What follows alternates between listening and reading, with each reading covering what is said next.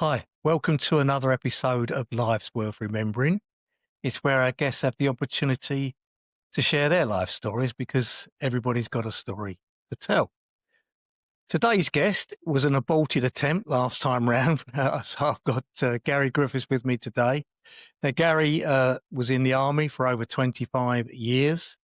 He's served in many locations, done a number of different tours, including the First Gulf War, Northern Ireland, Kosovo, and the Second Gulf War. So it's quite timely, really, because we're heading towards Remembrance Day. And Gary's obviously witnessed a lot in these trauma areas and has a lot of respect, obviously, for our armed forces and has won some medals himself. So it's good to have Gary with us today. Gary was born in 1968. He first started off in Stevenage and then moved to Welwyn Garden City. But what I'll do is I'm just going to now pass over to Gary to introduce himself and give a little bit of a summary before we get into the main meat of the conversation. Over to you, Gary. Hi, Trevor. Thanks so much for having me down again today. I'm Gary Griffiths. Like I said, I've done 25 years in the military. Thereafter, I've done 13 years as a civil servant, and I'm currently a HGV1 lorry driver. So that's my life in 40 years or so of employment. I started off, as you said, I was my family from London in Bethnal Green. They moved into Stevenage in the 50s and 60s to help build up the new town of Stevenage. Yeah. So we moved in Stevenage. I was a Stevenage boy up until I was about 9 years old. My mum was a single parent from 9 years old. That is, I was one of five. Got a younger brother and three older sisters, and that spanned from 10 years for all of us. The upbringing was okay. I can't remember a lot in Stevenage. My sister tells me that I was doing a lot of sitting outside pubs. My real dad was an alcoholic, and his responsibilities as a father were poor.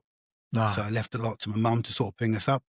Since I was 9 years old, we moved from Stevenage. I think that was the sort of time they separated and my dad left. And we moved to Welwyn Garden City. And I didn't tell you, Trevor, I haven't told you, but my name wasn't Gary when I was born. It was Rodney. So it'll become apparent why I changed the name as we go through the story. But yeah, my name was Rodney. It's just cool. All right. And, Well, welcome, Rodney. Yeah, no problem. And actually, now I'm older, I don't mind the name. No. I sometimes have regrets about changing it. I don't know why I chose Gary, but I did. So we moved to Welwyn Garden City. I was 9 years old, and I don't know if you remember, the older guys remember the old basic roller checkered jackets with the big fur collars. My first day at school, our ladies in Welwyn Garden City. I did avoid that.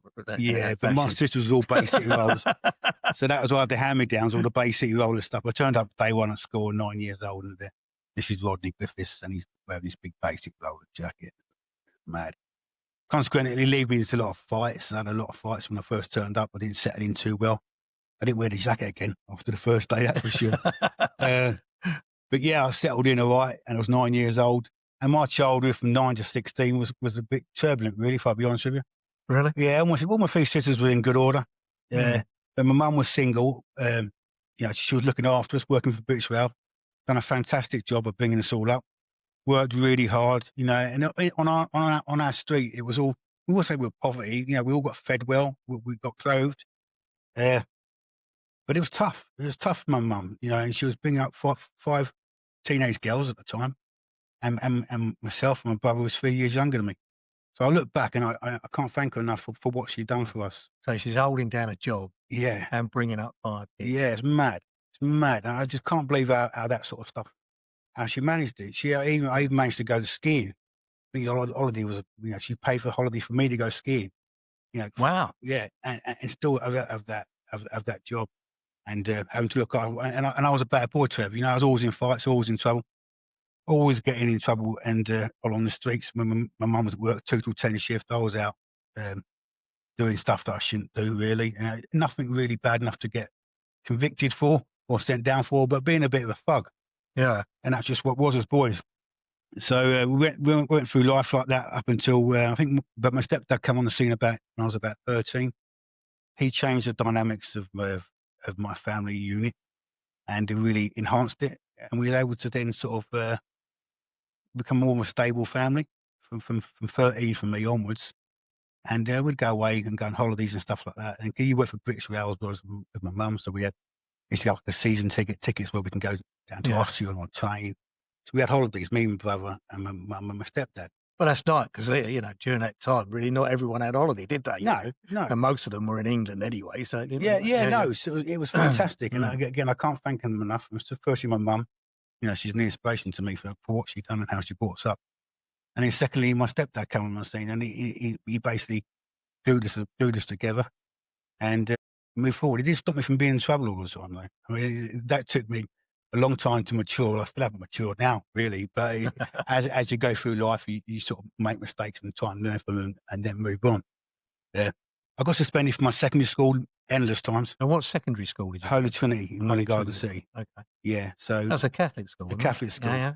I mean, it was at a time when I was about 13. I wanted to change my name. I was still called Rodney. I didn't like the name.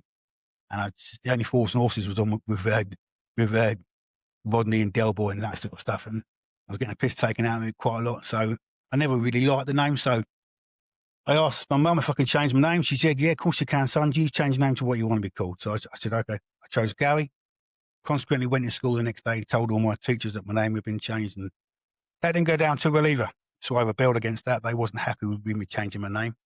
It wasn't done illegally or by default. We just changed it. Yeah. So I had some trouble at school with that. Your birth certificate still says Rodney? Yeah, well, my birth certificate can never be changed. No. Yeah, so all my other documentation have been. Oh, is that right? Okay. Yeah. So your birth certificate stays the same. So yeah, I was at school. I've been suspended loads of times. We used to rob stuff, and then I remember once I robbed a load of stick-ups. The air fresheners you get from these shops, little round things we twist and put on the wall. Yeah. We robbed some factory. I say we, and I won't name the names with me. We robbed some factory, and then I took them into school. And was putting them everywhere in the school. Just putting them all around the buildings and stuff like that. And I didn't get caught initially until I was found in the teacher staff room putting them in there, so they suspended me. Oh, right. That was one occasion. So I wasn't good, and I'm not proud of it. I was just the way it was. I was suspended during the time for the exams, so I didn't sit any exams. So school life academically wasn't a success for me. No. But I got through it, and I left school at 16. And I had no aspirations to join the military at this point. And myself and a guy, a good friend of mine, Bobby Hall, we basically, I think it's my mum and dad's contact where it would have been. We got a YTS scheme working for British Rail. And myself and Bobby started that at 16, £26 a week on British Rail. And it was to be a traction trainee, which is a trainee train drivers. Oh, right. So happy days with that. Do you know what I mean? Yeah. So we started that up. We do some classroom work and do bits and pieces. We do some work in some stations. I ended up getting put in Welwyn Garden City Station for a day once, and I had to sweep the station. I see all my friends coming up to London where they're going to do their job, and that was quite demoralising. I didn't like that too much. So then I moved up to Finsbury Park, and they put me on the tannoy system. So I had to rehearse all the tannoys. The next train arriving on platform 2 is for Steve. He's calling it all the stations and stuff. And they let you loose on that? Well, I rehearsed it and I'd done okay, but I had a stutter at the time. So the train had been and gone by the time I got my sentence out. So they sacked me on that day. And then I tried it again the next day. And then I thought, no, this is not for you, Gary. This is, we'll probably take you up to King's Cross. So went to King's Cross, worked up there for a while. And consequently, during that period of time for that year, I was out with Bobby Orsley down in St Albans. And we, just as a laugh, we went past the Army Careers Office. We thought, what's that? We'll have a go in there. So I went in there. I had a test, I remember. Signed a couple of documents and stuff, and then just left. Thought nothing of it until about 4 or 5 months later, I was in an outward bound course in Wales with the British Rail. And I got a phone call to say that I've been selected to go up, well, not selected, but yeah, I'm to go up to Sutton Coldfield to do my selection process. So I had a choice then I was to stay with the British Rail or then just go out and join the army, which I'd never had any aspirations to do. I never had any military family around me. So I said, I'll give it a crack. So I went to Sutton Coldfield, passed all my tests, passed the test that I needed to type test, pass. And then they said to me, right, you need to start, I think this was in September. They said, right, you need to start in January. January 1985. And he said, "You're in the Royal Army Ordnance Corps." So I never knew what that was. You only Right. work ordnance. I thought it was a map reading, ordnance survey map. So I thought I'm joining some map reading course. I don't know how to read a map. So of course I turned up, understanding later on that Royal Army Ordnance Corps is their motto is to warrior his arms, sua tele tenente. So basically supporting all the services, logistics throughout, anything from Wherever they are, yeah. wherever they are, ammunition, water, food, fuel, all the support that you give to frontline troops. Yeah. So I joined as a 16-year-old kid with a load of fantastic people, some of which I still see today. We'll be having reunions. Because at 16, that first year, although it's in the army, there, of course, you're kids, right? So you have a lot more restrictions. So we went through four terms every 3 months, and then we get to go home and then come back again and then do another 3 or 4 months and come back. And then consequently, the end of the year, we then went on to do our trade training, which was to go and get your HGV license and your driving licenses and your trade. And my trade was a supply specialist, so like a stores person. Yeah. So I've done all that. And then again, these people that in 1985, we joined at 16, all kids together. So you always have memories of that all the time. And we still get together every few years up in Birmingham. And it's nice. It's nice, real nice to get back in contact with them people. Well, good camaraderie, isn't it? Yeah, it's fantastic. It's really, really good. Now, so we've done all that for that year in 85 and 86. Then I was posted into Germany, northwest Germany, in a place called Fallenbostel, 7 Armoured Workshops. I wasn't even 18 yet, 17-year-old kid. It was April 1986. Arrived there, rabbit in headlights, ain't got a clue what's going on. Can't speak the language. Can't speak the language. I mean, to be fair, you're in a garrison town, so it's like a little Britain, in a garrison. And it isn't until you sort of look back and realise it, but at the time I was over there, we were doing border patrols, with the East Germans right up as close as you and I are, just a fence in the way, you're taking photographs of one another. During the Cold War? During the Cold War, yeah. So we'd have many exercises in support of, they were called crash outs in them days, the Warsaw Pact. If any of the Russians was to sort of cause any scenes, then we'd be responsible to sort of do bits and pieces. So a lot of that. It was about 17 to sort of 20 in Germany. And fantastic time. You had a few years out there then. 3 years. So, 3 years, yeah. Yeah, and as a logistician, as I was, a Royal Army Ordnance Corps, we as individuals get posted. It's called posting. You do a 3-year post somewhere, and then you move on to somewhere else and do a 3-year post. Sometimes it can be 2, and you might have a 6-month tour in between. And as we go through, you'll see what I mean as I go through. But as an individual, I was posted there at 17 years old, and I left when I was 20. And I got posted back to the UK, into Oxfordshire, into a place called, it was called COD Bicester at the time, an ordnance depot. Yeah. A big storehouse place in Bicester. What was your role there? My role, it's not sexy stuff, really, if I'll be honest with you. It was working in big storehouses with army clothes, army equipment, supporting troops all around the world. So you'd be packing them up, and issue voucher would come on, and you just support all the army units with all the kit they needed. It was mainly clothes, the buildings that I worked into, uniforms and stuff. Again, I was only 20 years old, and you get back, and a lot of it's partying. You work hard and play hard. So there was a lot of play. There's a lot of play in Bristol, actually. With a bit of work in between. And then in 1990, in August 1990, that's when the first Gulf kicked off. Well, how did you feel about that when that kicked off? Well, I wasn't there. I was in Bicester. Right. I was firstly supporting the Operation Granby, as it was called, right, by sending over equipment over to Saudi Arabia. Yeah. So I went as part as 1.5, as it's called, a battle casualty replacement. Although strictly I wasn't replacing any casualties, it was just an uplift of troops to send over there. So I was in UK for the start of the deployment in August. Yeah. And they went over there. If you remember, it was massive on the telly. A big 7 Armour Brigade was going over, all the ships and tanks and stuff like that, going over to Saudi Arabia. And I got a call in December and said, you've been called up to go to Op Granby. And there was about 3 or 4 of us from that unit in the UK, in Bicester. And we went over there. And I remember doing a bit of training, a bit of weapon training, and then we basically got on a flight and we flew into Saudi Arabia. And I joined a unit that had already been established over there in the desert for about 2 or 3 months. Right. So they're quite an old unit. So they're already hardened to the scenario. Yeah, hardened, and also to the routine. Yeah, There's the routine, the desert routine. Even the toiletries, or toilets, stuff like that. It was, and the showers. Now the showers, we had to get transport away to get showers. Yeah. Even to phone up. I mean, it's mad to think it was only how many years ago was that? 99. So it's 35 years ago. Yeah. There was no phones, so you wanted the phone. I used to get transport 2.5 hours journey into the phone box. You queue for an hour for the phone, and you realise your mum and dad was engaged, or they're not in. So you get 2.5 hours back. It's mad. It's crazy. Yeah. But it's that routine that they're all in. So I arrived, and it was called Fife Ordnance Company. For those that was in the military, they'll know what I'm on about.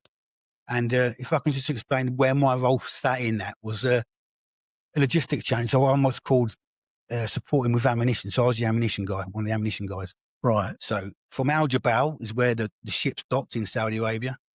And they had what's called a main supply route that goes up from Al Jabal all the way up to the front line. And in 1990, what it was, they were pushing with a coalition led by the Arab states, actually, was to be forcing Saddam Hussein out of Kuwait into Iraq. Right. So we was all based in Saudi Arabia. And the main supply route is exactly what it says on the tin, the main supply route for all the stuff to go up to the front line. And along that main supply route and just off in the desert was called ASPs, ammunition supply points. And I always located ASP 2. So you've got Al Jabal, which was the port, ASP 1, which is so many clicks up, ASP 2, and ASP 3. And I think it was called, and please correct me if I'm wrong, I don't know, someone will probably call me out for getting this wrong, but there was a place I remember called Moonbase Alpha, which was right at the front. And I think it was called that because of the terrain looked pretty much like the moon. That's what someone was telling me. Right. So basically the main supply route all the way up. So my role as a young soldier, I'm still a private soldier now, and my role was to operate the JCB, which is like a forklift truck in the desert, and it would unload the ammunition as it's coming up from the port. And as the trucks were coming back down from up north, reloading the trucks to go back up north. So moving ammunition all the way from the port up to everyone needed it. And every ASP had enough ammunition to support the troops over in Saudi Arabia. Right. So, yes, I had a fantastic time doing that. Yeah. Again, I'm quite young and quite naive, and I made a few mistakes in that role.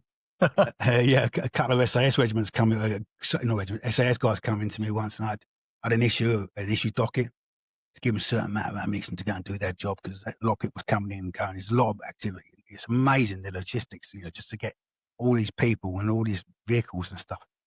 These guys come in and they befriended me, and I started chatting to them.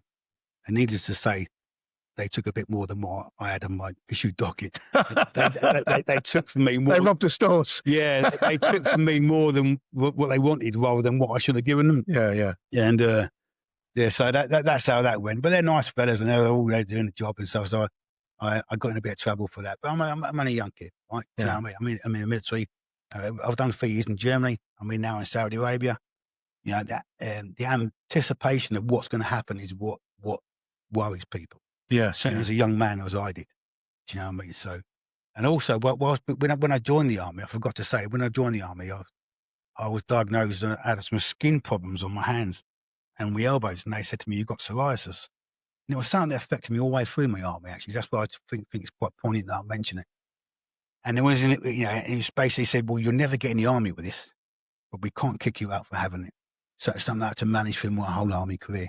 Psoriasis, so it's dry skin, the elbows. And they wouldn't have let you in. They wouldn't have let me in. No? But it was about 6 months after I got in, I started getting problems with my scalp and my elbows and stuff. Do you think that was anxiety? Or? Well, it is related. It is related. And they say, and I know quite a lot about the illness or the condition now, but they say it's stress related. Yes, it can cause that. So I basically had it. So when we was in the Gulf as well, it was warm during the day, it was freezing at night. So I'd always, as a young soldier, I'd always cover up my sleeves and stuff. I'd always wear long sleeve when it was really hot. And then, and it's quite uncomfortable for me, because then we'll say, "You're not hot." And I said, no, I'm fine, I'm fine. But I was covering up my arms because they were it's like dry. It looks like an eczema type thing.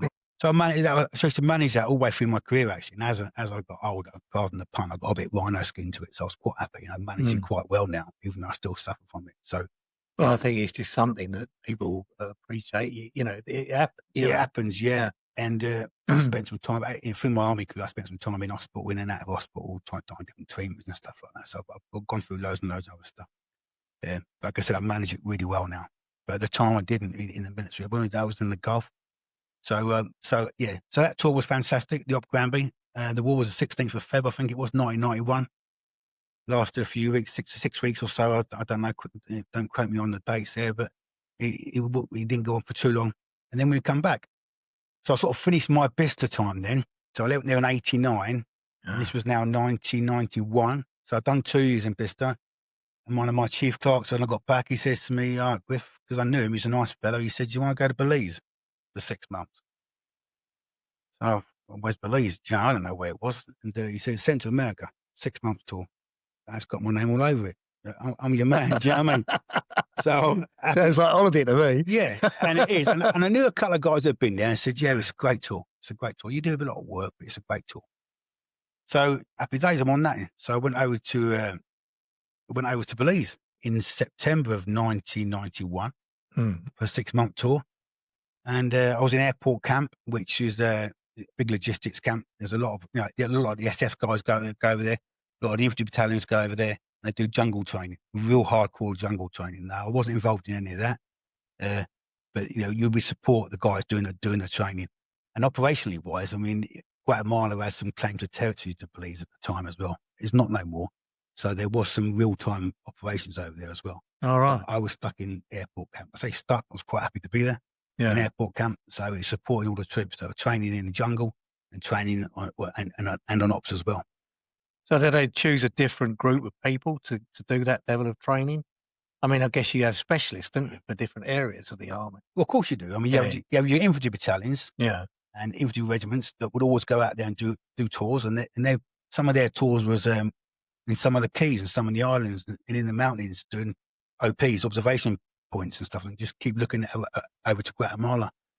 Do you know what I mean? So there's always, there was a bit of activity. I don't remember all the details, but I know we had constant troops coming through, infantry battalions. And there was a lot of jungle warfare training going on there. Again, a lot of the special forces guys would go over there and do jungle warfare training. Right. So we'd just be in support of that, really, where I was. But on the weekends, we used to get on the boat taxi and go to the island. We'd go to the desert islands and just stay there the weekend. We go to Mexico for the weekend, you know.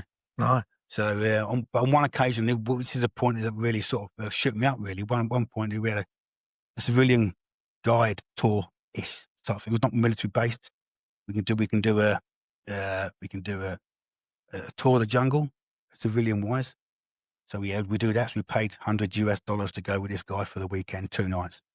It's all organised, and we had to have big loud shorts and big loud shirts, and we walking up through the jungle, and we get to all these waterfalls with the big rubber rings. And this guy said to me, "Don't go any further than that, because it's too dangerous." And what do I do?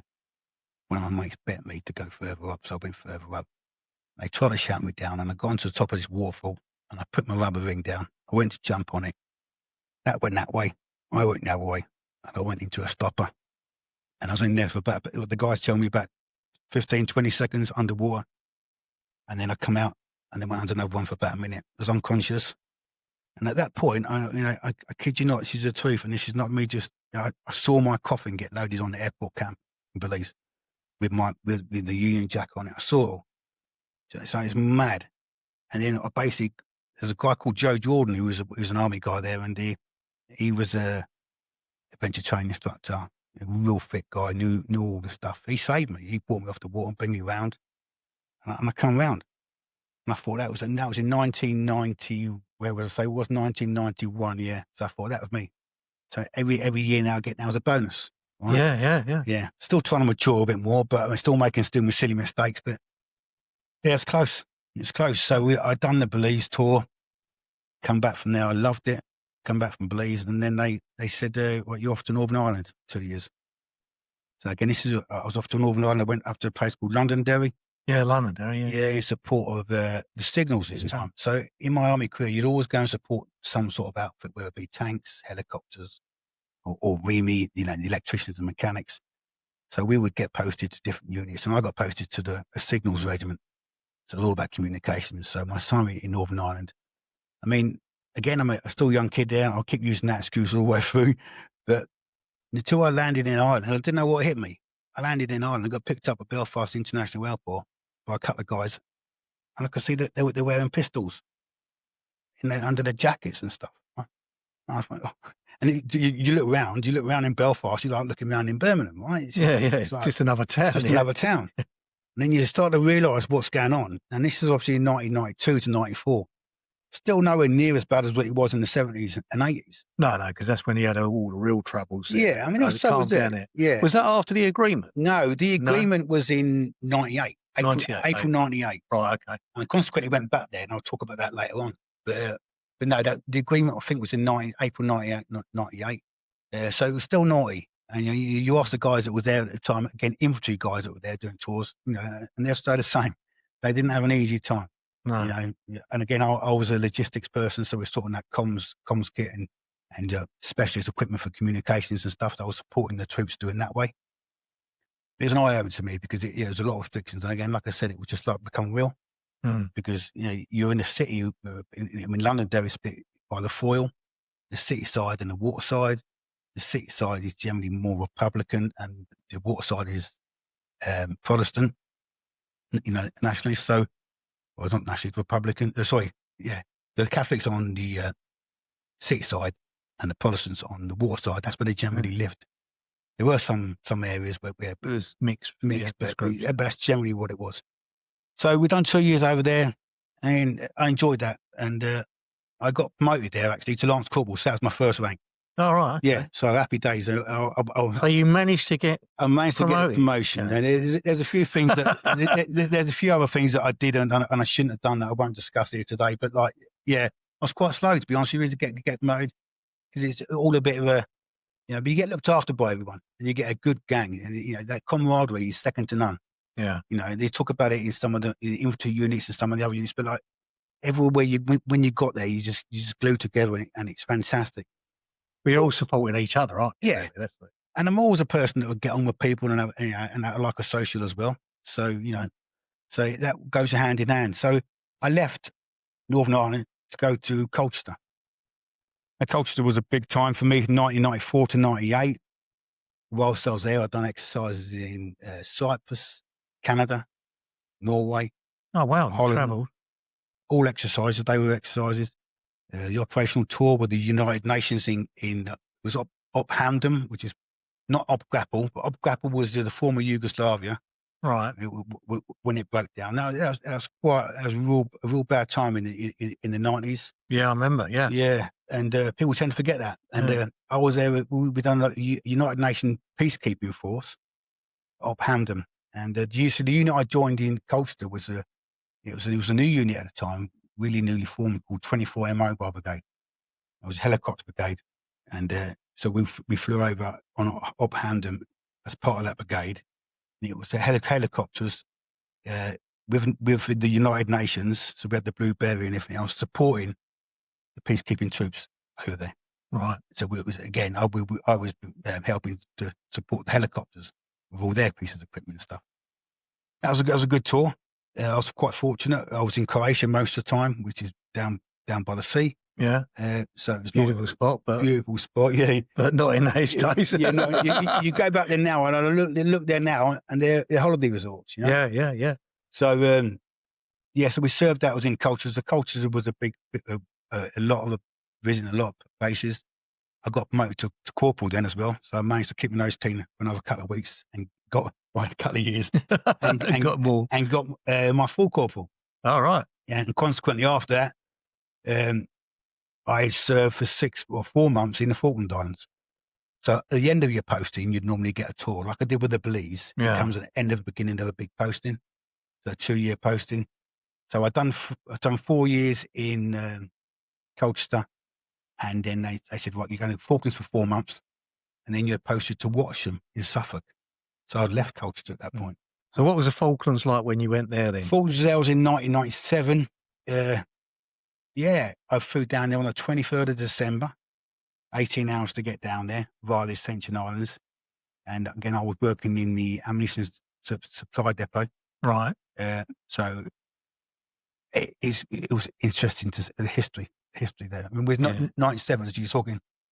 It was 82, was it, the Falklands? Yeah. Yeah.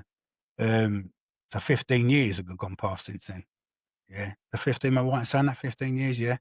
Are you were there almost like as a protection Yeah, group? yeah, no, 'Cause yeah. it's got a small population. It's got a small population, and but by the time I got down there, there'd been a lot of infrastructure there. You know, Mount Pleasant Airfield basically is where all the troops were. Most of the troops were. Right. So they built a new airfield, a new accommodation, a lot of facilities for the troops going down there. You'd get to go into Port Stanley, and you get to do other little excursions off around some of the islands. You could do some of the tours, some of the battlefield tours, Tumble Down, Wireless Ridge, all these places where you look at and you look at them and thinking. And I went down in the summer. The summer down there was during our winter, so I was down there in the summer. So you do some of these tours and you look about what the troops were doing in the winter, right? And you think, and there's us as soldiers with little backpacks on with sandwiches in the back, and these guys were fighting real time. Do you know what I mean? And some of them in are the more freezing cold. I get you, man. I get Yeah. you. You see some of it's getting me already. Could you read some of the stories and stuff like that? Some of these people.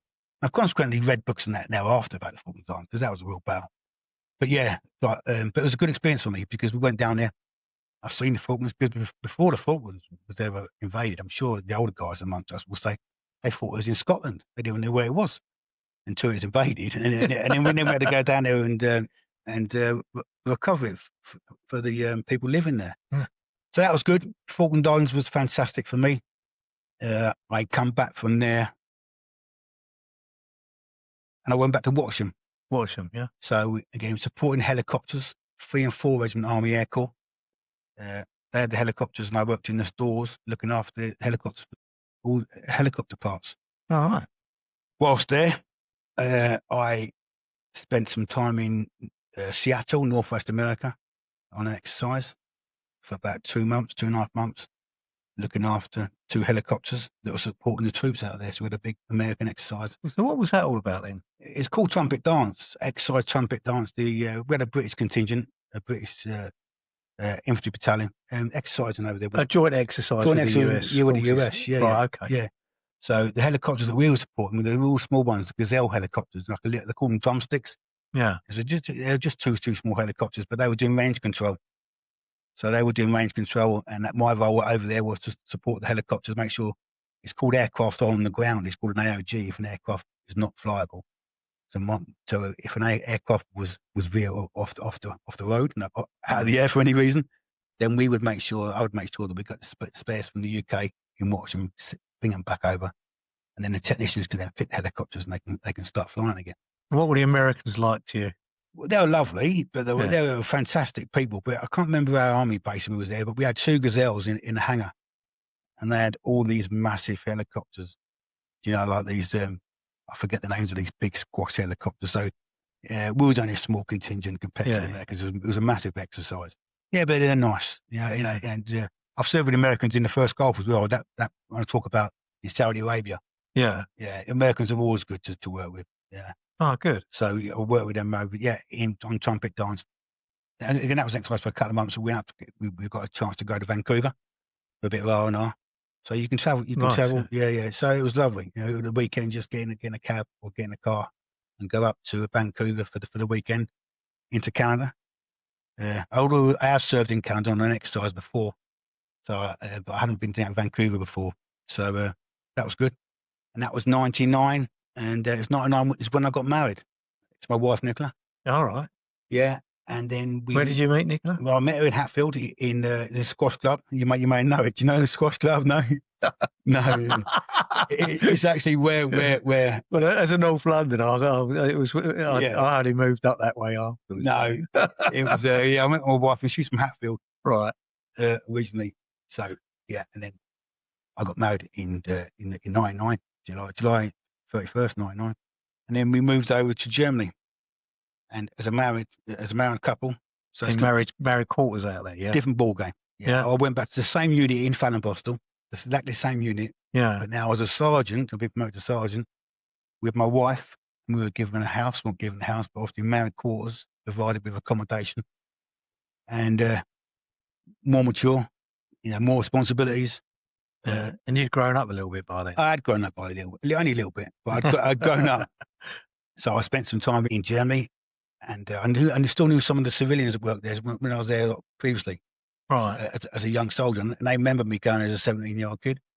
And now I'm going back, in 1999, so I don't know how old I was then, probably 28, 29 years old, 10 years later. So that was good. Whilst in Fallenbostel, we go over there in 99. It's a completely different ball game now because we drove to Berlin for the millennium, because the wall come down in November '89. That's right. Yeah. So Germany was a different place. So Yeah. we could drive to Berlin now because before Berlin was in East Germany. So we drove to Berlin for. That's a good experience. Yeah, at that time. Yeah. Yeah. And then you look back. I thought when I was there in '86, I couldn't do none of this sort of stuff, and it's just mad to think. But yeah, it was great. So that was in 2000s, and then I went to Kosovo. We flew into Thessalonica in Greece, drove through Macedonia, picked up our vehicles in Greece, and drove into Kosovo. That was an operational tour. That was a NATO-led tour. Right. So and what was that in aid of? it's all to do. To be honest with you, I can't remember. I don't know. It's just it's support of peace. Yeah. Unrest in Kosovo. That's what it was. Because there was still a bit of unrest there, but the main troubles have been ended by then, haven't it? Or is it? Yes, they had. Yeah. So, and again, I was working for the Remi now. We're supporting tanks and vehicles. So Right. I worked in a stores depot, in a workshops, and it was at that point where I first sort of had another bit of illness in my life when I thought I was having a heart attack. And I was in a place called Obelich, just north of Pristina. And I thought I was having a heart attack, and I sort of collapsed, and I called the ambulance. Some of the guys called the ambulance. I went into Pristina to one of the field hospitals there, underwent a load of tests and all this sort of stuff. I said, "No, you're all right. You're good to go." I didn't know where it was. 2 days later, I get a phone call that one of the Paul colonels from the medical corps come to see me. She said, "You're suffering from anxiety and depression." And I've never been depressed in my life. And I thought, anxiety and depression? Yeah. And then she didn't go and tell me what symptoms I was having and what was going on, and asked me questions and done a questionnaire. And as it turns out, I'm suffering from anxiety. It's strange after all that, isn't it? Yeah. Because you've done all these tours. Yeah. You've been out in some really, different places, and It's mad. then you get anxiety over that. And I'm always a bubbly of life sort of person. I'm always looking at that, glass is always half full sort of attitude. And I took on board, and we went back. I finished that, completed that tour, and it was at that tour. That was the time, because everyone knows when the Twin Towers went, and that's where I was sort of serving at the time. So it's 2001, wasn't it? So I'd done that, and then I come back, and I got recommended to go on to a cognitive behavioural therapy course, which was like a mental sort of well-being course. Right. Fantastic, Trev. Fantastic. Yeah, I never knew I was feeling in a bad way until I went on one of these And you courses. got the right consultancy looking after you. And they picked it up. Yeah. It picked it up fantastic. I was on a bit of medication for a while as well. And I managed to get myself off that. But and I've always got, I still have a compassion to people that suffer from mental health, because I dipped in and out of it for a few years after that. Yeah. I mean, and I'm still touched with it. I'm all right now. But I'm aware that it's there. Our bodies, we've got different makeups, and the doctor would say to me, "This is how you're made." And you don't know where the trigger points are. The CBT course would try and teach you where the trigger points are, where you can stop the cycle in your head. And it's been a long time since I've done the course, but I do remember coming away thinking, "Wow, that's really sorted me out." So anyone that's out there should really think about, if they're in any of that situation, to get it sorted before it gets worse. CBT. For me, it was a 5-day course. What does CBT stand for? Cognitive behavioural therapy. Right, okay. And it's all to do with your mind training. And some of the exercises you do on there, you think is really weird, but it's fantastic. And I remember coming away thinking I was on a different planet, really happy. Yeah. So that's good. So we've done that. I've done the Kosovo tour, and then we went to do Optelic 1, which is 2003, which is the second Gulf War. So we flew into Kuwait, and the aim was then to... Well, it was to actually push not just push him back, but to... Well, weapons of mass destruction. The sort of Tony Blair area, wasn't it? Mm. Yeah, so we flew into Kuwait, and then we pushed up into Iraq. I was with 7 Armour Brigade, and I think our 7 Armour Brigade my unit were 18 hours after the Americans went in, Right. over through the border of a place called Saf 1, which was over into Iraq. And then we followed through about 18 hours later into Iraq. And Optelic one that was. And we'd done that. And that was a successful tour, although we lost guys as well. Yeah. Yeah. And as you went over the border, to honest, we went over the border and we drove over the border. There's a lot of guys with thumbs up, the locals, a lot of thumbs up, a few with thumb down. You didn't really know what was going on. Yeah, again, it's apprehension of what to expect. Yeah, You yeah. don't Because know you what's- could have been ambushed or anything at that time. Well, there were a couple that got ambushed. A couple of Royal Engineers guys got ambushed shortly after, actually, when we used to travel back from Iraq to Qazar into Kuwait with certain supply points and to refill and to restock. And a couple of Royal Engineer guys were killed. So there's a lot of it. So again, we was in soft skin vehicles, which is not armoured. Oh, no. So you're thinking, like, well, here we go. It just takes a little bit of it. You've only got to go over a mile and you're done, and you? you're done. Yeah. So again, it's apprehension, but I was I had a responsibility there. I had some troops to look after. Hmm. And the truck I was carrying was a load of tank gearboxes and tank engines. So we had all tank supplies and stuff like that. So we was up the front, with the brigade. Yeah. Sort of now and then there'd be various operations up into Baghdad that we'd support on. So that was good. So we'd done that. Optelic 1, that was in 2003. So I forgot to mention, and I'll get killed for not mentioning it. It was 2002 that I had my first daughter, Ellie. Well, I didn't. My wife did. Yeah, she had a first. So Ellie was born. And you weren't there? I was there for the birth in Hanover. She was born in Hanover. Right. In 2002. I think of 6 months of her life. Then I was away on Optelic. Yeah. And then I come back from Optelic, and we got moved to Gütersloh down south of Germany for a bit. And then I was still a sergeant at this point, and then I got picked up for staff sergeant, a further promotion, and I got sent to a place called Aschurch in Gloucestershire. I didn't want to leave Germany because there was a lot of perks in Germany, financial perks as well, and the way of life was always better. The camaraderie in your unit I felt was better in Germany because you're always away from home, so you all look after one another more. That's what I felt. Yeah. But went over to. Did you get out in Germany? Did you get to see places outside of the barracks and all the everything? time. Yeah? All the time. Yeah, we'd be traveling all the time. You go down to Bavaria, you drive around. We go to Berlin loads of times. We even drove up to Denmark, and. Germany's not a place I've ever been to. What's it like there? Yeah, fantastic. Yeah. Cologne down there. Yeah, I always thought in Bavaria, south of Germany, all the mountains are always fantastic. My brother, I forgot to mention that my brother also served in the Navy.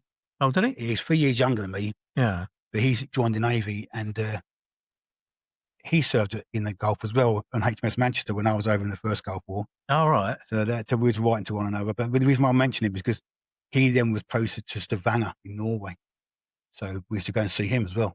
Oh, nice. And then he moved to Sweden. So whilst you're in Germany, you can drive around. You can drive anywhere, can't you? Yeah. So it was fantastic. So we used to do a lot. We had a lot of time in Germany, and that's why I was sad to leave. And my wife was as well. I think, because we had enjoyed it there as well. Of course we did. Yeah. We're a young family. We have a young daughter. And we wanted to stay over there. But with a promotion to staff sergeant, I couldn't turn it down. So I was posted to Gloucester, a place called Aschurch. And now, don't forget, I'm a staff sergeant now, and I'm probably 20 years in the army. 20 years in. I'm thinking, I've got 2 or 3 years left. I think I was 18 or 19 years in. I thought this is going to be my last posting, and then I'll be getting out of the army because you do 22 years normally. And this was a civilian type job, and my job was responsible. All the British Army have got analog radios, or Klansman radios in their vehicles and equipment, their tanks and stuff. And that was moving into Bowman, which is a digital system. And my job, along with my colleagues, with the teams, was to go and speak to the units, and hold their hand through the conversion process from going from an analog radio system to a digital radio system. So go and speak to the guys in the barracks, find out what vehicles they've got, what capabilities they need for their radio systems, and then book their vehicles into production to get changed and uplift. It was a management sort of role. And I was sitting at a staff sergeant level now, which is okay. I was quite content with that. Again, I was never been a career-driven person that needed to get to certain promotion points. I just wasn't like that. No. I was quite happy going along. So I thought, I'm out of the army soon. So I'd done that role for a couple of years. And it is at this point when I thought, I'm going to try a bit of lorry driving, right? Because I'll be out in 2 years and I want to feather my cap and find out what I can do when I get out. So I was a bit nervous. Needed a career when you left. Yeah, well, I was nervous about getting out. Yeah. So, and I knew it was a couple of years away. So I'd gotten a HCV license when I joined the army at 17. I actually passed my license in a lorry before I even got in the car. So, but I hadn't, I've never drove one of these Arctics before that you see on the road today. So I was at Ash Church and I said to my missus, I said, I'm going to go and do some agency work and see how I get on with this lorry driving malarkey. See if I can crack it and see how I get on. All right, yeah, okay, give it a go. So I went down to driver highway in Cheltenham. Spoke to some bloke. I said, mate, I want to do some agency work. He says, yeah, happy days. How long since you've done it, mate? So I said, well, a couple of years. I said, I haven't done it for a while. I've never done it before in my life. He said, okay, I'll have to give you a test. And then, but if you're unsure of any questions, just raise your hand, yeah? All right, no worries. He goes, and here's a tachograph, round old tachograph. I remember the tachographs. Yeah. He give me that. He said, do you have a look at that? There's a test on that as well. Any problems, raise your hand, I'll sort you out. I sat down, didn't have a clue, right? I sort of raised my hand and he goes to me, oh, mate, what question you stuck with? Yeah, all of them. I said, you said, have you ever drove before? I said, no. And so he goes, oh, come here, he said, he sorted me out. And I tell you, he wouldn't do it now because I'm a lorry driver now, and I'm, it's a professional outfit I work for at the moment. But then it was all they would care about just getting you in the truck and getting the money, yeah. So they passed me through this test. I don't have a clue what I'm doing to it, right? And he goes to me, right, you're going to this depot tonight, pick up the trailer, and you're going up north, right, to Tesco's or whatever you're doing, right? And all the dockets will be in the back. So, all right, okay. So I go down to my missus, so I'm going out lorry driving later on. I never sat in one, Trevor, right? I never sat in one of these lorries. So I go to Gloucester, I typed in this keypad that they give me the code for, and I looked at the big lorries, and it was working for Gregory's, actually, the big brown sort of curtain sider. Yeah. And they said, so I opened the back, and I saw just all these, the long life milk, the big long life milks you get. Yeah. Just all on dollies, all the way along. And about a third of the way along down, there's a like a cargo net that's separated two from, there's 2/3 down, then the third somewhere else. So I looked at the docket. He's got, okay, that's Doncaster and that's Manchester. Now he goes, closed up the lorry, gets in, and it's like a cockpit when you first get into a truck. You ain't got a clue what's going on. Lights everywhere. But they're all automated, so that's easy. So I thought I'll just press forward and go and see how I get on. So I just drove off and drove up the motorway. Gets up to Doncaster. I thought I'll get the first place into the Tesco's depot there. I go through. What you on, mate? 17, yeah, okay. Took me ages to reverse into this bay because I didn't have to do it. It's the first day in the truck. Yeah, going to one of those big bays at the distribution point. So it was my age in it, and the car drivers helped me out. The rest of them taking the piss out of me, but I'm getting in. So I gets on, and he takes the first, the back third of this milk. Unlift the bar, undo the cargo net, and he takes all that off. I close it all up. The cargo net's there. Happy days. I close up the truck. Now I'm going to Manchester, right? So I gets along the M60. No, comes out of Doncaster. I gets to the first hill, put my foot on the brake, and I hear, what's that? I looked in my side windows, and all my curtains are bulging, right? And what I failed to do was put the bar back in, right, on the milk. So 2/3 of this, right, was all loose, right? So it was all loose. So I looked out and I said, I see milk dripping out the sides. What? I couldn't see. So I thought I had the audacity to sort of, I'm going to try this. I phoned my missus. I said, I'm in trouble here. So I get along the M62 and I drive the audacity to drive to Manchester. Yeah. Drives in. That's when driving in. He goes, you're bay 15, mate. And I could see the milk dripping out the sides. And I knew I got no. So I give him the docket in it. I went back onto the bay and I opened the doors and all the milk everywhere. I lost all. And there was this Cockney geezer up in Manchester that was taking the mickey out of me. He said, mate, I've never seen nothing. 20 years I've been working. And my first day, and I'm covered in milk. And I thought, this ain't for me. It's lorry driver malarkey. So anyway, I phoned up my governor, the driver hired guy. I said, I've dropped some milk. He said, how many? I said, all of them. And he said, he's swearing at me and all this sort of stuff. He goes, what are you going to do, Gary? Take it to Trafford Park. This is in July, Trev, right? Take it to Trafford Park, drop a trailer there. I'll get it picked up and sorted out. Go across Trafford Park, drop a trailer and pick up a Kellogg's. You can't mess that up, he says to me. It's only cornflakes. So I goes over to Trafford Park, drop the trailer, pick up the catalogues, and goes back down. And I said to the guy, I don't need paying. And he said, I'm paying you. I've got all these short down my burn. That was one of them, right? 2 years later, 2 years now, I'm pretty good at this lorry driving malarkey. I know what I'm doing, yeah? Yeah. And I get a flat tyre down in Devon somewhere, and I was late getting back up to Middleton in Manchester. And as I get up to Manchester, I'm sitting having a cup of tea with this guy next to me. And he goes to me, you're late, ain't you? I said, I know, mate. I said, I had a flat tyre. He goes, oh, that's nothing. Don't worry about it, mate. He said, it takes a long time. He said, I said, no, but I'm agency. I don't want to put anyone out. He said, mate, that's nothing. He said, 2 years ago, one of your donuts lost a load of milk, right? Same guy. He goes, I had to go and clear it up. I had to go and pick it up from Trafford Park and wash out the whole trailer and my face. And what's the chances of that? I know, yeah. But anyway, it says that's the lorry driver. I was still serving at that point. Yeah. Still serving. So as in it's like a side job then. Yeah, well, no, it wasn't a side job just purely it wasn't for the money, although the money helped. It was basically just to try and get my hand in, you know? Yeah, so that you knew that afterwards you were going to get. Yeah, I could have a little bit of experience to go into. So, I mean, I can do a whole podcast on lorry driving and the antics I had. It's just, it's mad. But it's changed now. You need to get proper training and stuff like that. But at the time, these agencies, they didn't care. They'd have you in and they'll put you in a truck and send you on your way, right? Yeah. But I tried that for a few, and then I was getting out of the army, Trev, right? I was probably out in about a year and a half time. I thought, I'm finishing now. I've done my time. I'm quite content. I had my second daughter, Lilia, in 2005. I thought I'm finished soon. And then I guess a phone call 1 month, and they said, why ain't you in Topcliffe in North Yorkshire? So, what do you mean, why aren't you in Topcliffe in North Yorkshire? Well, you've been promoted as a sergeant major, and you're supposed to be joining 40 Regiment Royal Artillery. My world fell apart, really, because I thought I was getting out. Yeah. When I spoke to my wife, she was like, well, what's going on here? So I spoke to my boss, and there was a big mess up in manning the records. They didn't tell me I'd been promoted. Consequently, I had to go. It was promotion, and it was money, and it was pension, and all that sort of good stuff. And I didn't want to turn it down to it, right? But without being disrespectful to all the units I served within the army, right? And these guys from 40 Reg and the guys who ever listen to this will understand what I'm saying when I say it. 40 Regiment Royal Artillery was particularly the best regiment I've ever been in the army. I served with.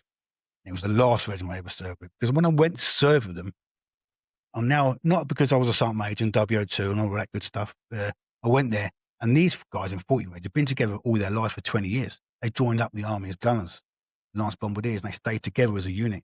You see the camaraderie that happens between your units when they move as a whole unit. I always move as an individual for each of my. So they didn't work against you because these guys have obviously been together. Well, I thought it did. Oh, yeah. I thought it did. And there's a couple of guys out there: Dave Beveridge, Tom Jones, Dave and Claudia, Tom and Donna, and they were artillery people, and they took me and my wife in. This is their family unit in the Sergeant's Mess, and it was fantastic. Me and my wife, we were 2 young girls. They had all their young kids, and it was just a fantastic environment to be in. I was up there. It was a bit of a culture shock for me because I was, as a sergeant major, or WO2, in regard to the stores, and also a sergeant major of the workshops, I had a lot of responsibility. Yeah. So a lot of responsibility. So I served up there for 2 years. And then I like, in my army time, I also liked organising functions, I organised some functions up there for them in Topcliffe. And what they did, they extended me. They give me my promotion and said, well, because you need to be in a certain rank for a couple of years, we're going to extend your army service. So I got extended by a couple of years. And I went up to Topcliffe, but they was deploying to Afghanistan in 2009. And the colonel up there said, I want you to stay with us and be the rear party sergeant major. And what the rear party sergeant major is stay behind, look after all the families and all the troops that are not gone anywhere, right, and support the people that are left behind whilst all the regiment goes over to Afghanistan. But before that, we need to move to Lisbon, Northern Ireland. So we was involved in moving the whole regiment from Topcliffe to Northern Ireland. Again, my kids come with us again in the family, new house in Lisbon. And we moved over to Belfast, to Lisbon in Northern Ireland. And 40 Regiment, I loved it. We was there. And I was a rear party sergeant major. Yeah. And there's a big role that I was asked to fulfill. And I believe I've done a good job there. Yeah, I was working under command of a guy called Sam Pinkley and Diggy Booth. It's a rear party OC. And they were just fantastic people. But unfortunately, that the guys went on. We lost a couple of guys, Bom Hobson and Bom Hatton.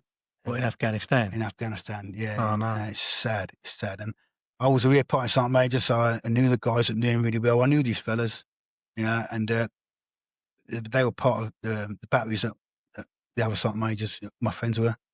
So it's very sad. It's very sad. And that basically, and I was organising a welcome home ball.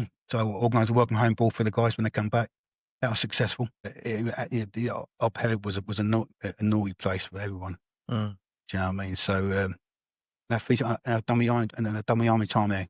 So that was me finished 2010, and I wasn't, that was me finished. And I said 40 Regiment was clearly the best regiment I ever served with, and it was a fantastic place to be. But tired with the sadness of losing them two guys, it was and seeing the result. The consequences it has on other people, their friends and colleagues and families and stuff like that. Well, it's a timely reminder now, isn't it? When we come up to Remembrance Day, these sort of people that have died in combat, I'm not going to get political now, but do you know how many soldiers we lost in Afghanistan over 20 years? 457, I think it is. Yeah. And I didn't know that. 457. Now, I think about 50 of them, or 40, 50 of them was a result of accidents and illnesses and stuff. So you're talking over 400 people that were killed in action. Then you ask that one person, that one family member has got 20 members of family and friends over in the UK. So you're talking about the people it's impacted in the UK. Yeah. And I'm being massively. It's massive. It's more than 20. Yeah. You know what I mean? So and that's just Afghanistan. And that's just that one operational theatre in itself. So that was me done. I was done with the army. Happy days. I said I spent the last 6 months in Kyneton, because that's where my wife wanted to go back to, that part of the country. So we moved into Kyneton in Warwickshire, and I served my last 6-7 months out there. Done a little bit of work over in Saudi Arabia with a company called BAE Systems.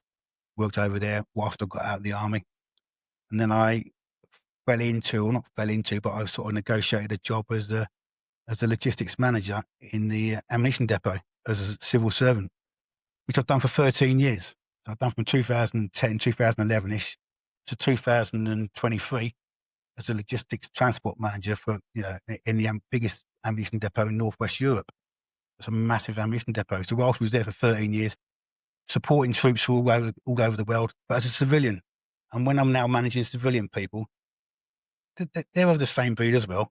So we look at soldiers and think we're all soldiers, and when I get out of the army, you think all civvies. But some of these civvy guys, when they're asked to do a task, support of operations that throughout the world, they get in and do it. And the sort of buzz they get, and it's lovely to hear, and the motivation they get, right, to jump in and do it, because it's all small cogs in a big wheel. Was that part of supporting the war effort in Ukraine as well? Well, yeah, not only Ukraine. I mean, every operational theatre around the world gets supported with ammunition. Right. And but yeah, I was heavily involved in that. I was there for when it was COVID. I was there for the COVID support when it was down to skeleton staff. So we was constantly still working then, as every other employment agency people were. That was something that I was heavily involved in, the managing of that, managing the skeleton staff, and just only bringing the right people in to do the right jobs and stuff like that. And then the Ukraine support was massive. Yeah. Again, and it's people's attitude towards supporting operations in Ukraine, because they knew the impact that it's going to have. So it was massive. It went on, still going on now, as you know. Yeah, of course, yeah. But the initial, what's the word I'm looking for? The initial get-go of setting it up. There's a lot of people involved in that, and a lot of people spend a lot of time and effort. And because we as civilians, we get paid as civilians, but it's not about the money. It's about doing what's right. Yeah. And saving lives at the end of the day. So, yeah, that was massive. That was something that I was motivated by, and I really got a lot out of. But in 2023, I reached 55, and I thought I want to retire from the civil service and try something else. So I went into lorry driving. Funny old thing. So back to lorry driving. Yeah, we were working for Kuhn and Nagel as a civilian lorry driver. Yeah. And I love it. So I've been doing it 2 years. I'm in a team of 16 people. We're 16 people, and we have a fantastic time. all professional, all do the right job, right? And again, it's moving stuff around for the MOD. Right? Yeah. So you're all connected. We're all still, a lot of these were ex-servicemen, but even if they're not, they understand how it all works. And it's fantastic. And I just go around every day. I love it. I love it. And I love being around nice people Yeah. and happy people. Is that a full-time thing, or you? Full time. Yeah. Full time. And I told a guy even the other day and last week, I said, I love it so much, but I just want to, I'm still looking to try and find something else. Do you know what I mean? I've got about 3 or 4 more years, and I thought I just want to try something else, and just to give it another crack. But when I was in the civil service as well, because I just enjoyed. Ain't it good when you're looking at people and you're smiling now and I'm smiling, so you're making me smile, yeah? Yeah. Smiling is contagious. So if you put yourself around smiling, happy people, you become happy, right? Yeah. In my previous job in the civil service, I used to spend a lot of time slagging some bloke off that I didn't get on with. And I thought to myself, what's that achieving? It's nothing, is it? No. Yeah. And I was learning from that. I was constantly learning to sort of, like I say to guys sometimes, if you can come into work and make someone's day a better place to be as a result of your actions, that's what you want to do, innit? Mm. Right? So he walks out and if you go, I've had a good day today, because you said something to him or you've done something to him, make him have a better day. So we have that in our workplace at the time where we are now. We all come in and we all have a good crack, right? Professional, we don't mess around. We do the job. If you can make someone's day a better place and have a better day as a result of what you do, then I think we should all live by that. All live like that. Yeah. You know what I mean? Oh, without a doubt, yeah. So that's me. That's that lorry driving bit, but I'm still out there. I'm still energized to try something else, and I don't know what it is yet. You might offer me a job if you want. I don't know, but it won't be me, mate. I'm retired.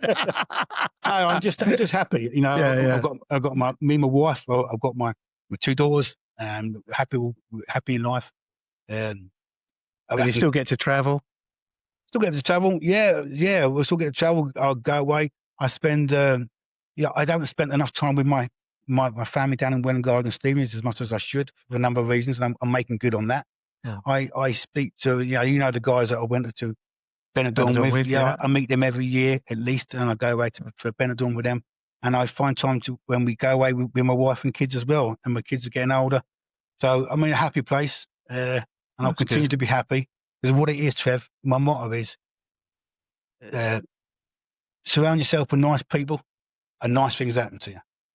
That's a good point. Yeah, it's a good point to end on, actually. So, with that, Gary, if you're looking back over all those years, is there anything that you'd like to be remembered for? Because that's what we called it, the podcast, Life's Worth Remembering. Is there anything that you would like to be remembered for during that period? Oh, it's getting me a little bit now. You know what I'm saying? If I was to look down, on my funeral service, and people were showing videos of some of the things that we got up to, right?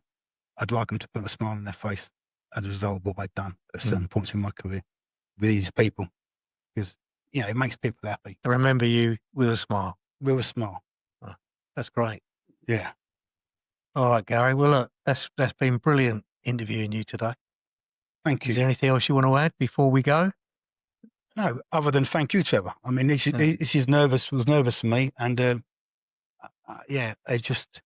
was fun, if I'll be honest with you. And but it's good to relive these things sometimes, isn't it? And you've gone back and we've looked at your story, your various different tours, the people that you've met, the regiments you've been part of. And I say, as I said before, it's quite timely, really, because we're heading towards Remembrance Day now.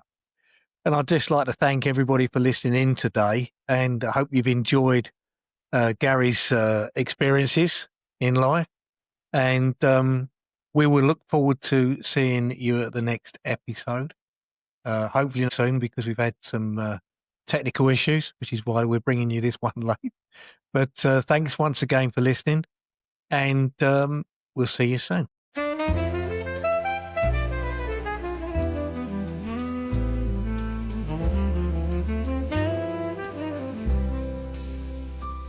So what is your story to tell? Life's had its ups and downs. When we're looking into your soul, do we really know you that well? me about the times of old, the lessons learned, the dreams you hold. How did you laugh? How did you cry? What did you leave behind? We all have a story to share, of joy, of love, of burdens we bear. So open your heart, don't keep it shelved. What's your story? And do we really know you that well?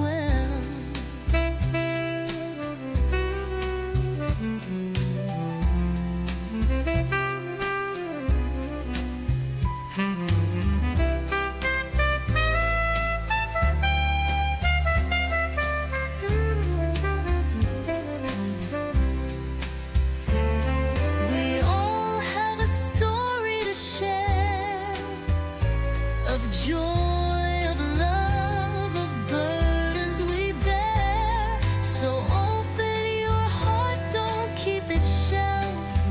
What's your story? Do we really know you that well?